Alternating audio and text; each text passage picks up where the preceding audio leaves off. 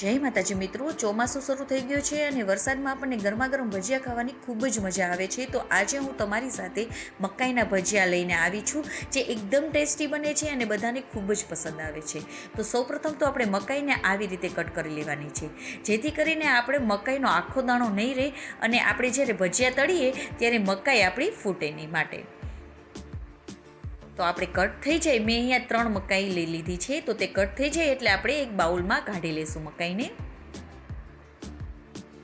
સાથે મેં અહીંયા ઝીણા સમારેલા મરચાં એડ કરી દેવાના છે, થોડી કોથમીરને એડ કરી દેવાની છે, જરૂર મુજબ મીઠું એડ કરીશું અને કાશ્મીરી લાલ મરચું એડ કરી દઈશું. કાશ્મીરી લાલ મરચાંથી તેનો કલર એકદમ સરસ આવશે. સાથે 1 ચમચી ચાટ મસાલો એડ કરીશું અને અજમાને આપણે મસળીને નાખી દઈશું. બધાને આપણે સરસ રીતે મિક્સ કરી દઈશું.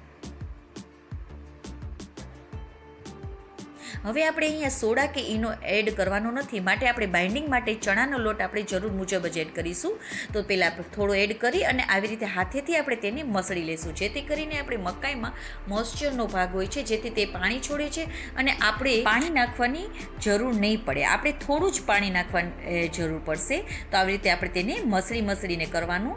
હવે થોડો લોટ આપણે નાખીશું અને તેમાં આપણે 2 ચમચી જેટલું જ પાણી એડ કરીશું, જેથી આપણું પાણી વધારે પડે નહીં અને આપણે વધારે ચણાના લોટની જરૂર ના પડે. તો આપણું બેટર રેડી થઈ ગયું છે. તો તરત જ આપણે ભજીયાને ઉતારી લઈશું, કારણ કે આમાં જો તમે મકાઈના બેટરને રાખી મૂકશો તો તેમાંથી પાણી છૂટશે મકાઈમાંથી અને તમારું બેટર ઢીલું થઈ જશે. તો આપણું તેલ ગરમ થઈ ગયું છે, તો તેમાં આપણે મકાઈના ભજીયા પાડી લઈશું. ગેસની ફ્લેમને આપણે મીડિયમ કરી લઈશું, જેથી કરીને આપણા મકાઈના ભજીયા અંદર સુધી ચડી જશે અને ગોલ્ડન કલર થાય ત્યાં સુધી આપણે તેને ચડવા દેવાના છે. તો છે ને એકદમ સરળ રીતથી તમારા આ ભજીયા રેડી થઈ જશે અને એકદમ ક્રિસ્પી કુરકુરા બનશે. તો તમે પણ એકવાર જરૂરથી ટ્રાય કરજો.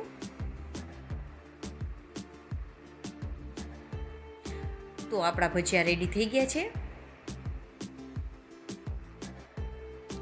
તો આપણા મકાઈના ભજીયા એકદમ ક્રિસ્પી કુરકુરા રેડી થઈ ગયા છે. તો તમે પણ એકવાર જરૂરથી ટ્રાય કરજો અને જો તમને અમારી રેસીપી ગમી હોય તો લાઇક કરજો અને મારી ચેનલમાં નવા હોય તો સબસ્ક્રાઈબ કરવાનું બિલકુલ ના ભૂલશો. અને તમને અમારી રેસીપી કેવી લાગી તે કમેન્ટ કરીને પણ જરૂરથી જણાવજો. જય માતાજી મિત્રો.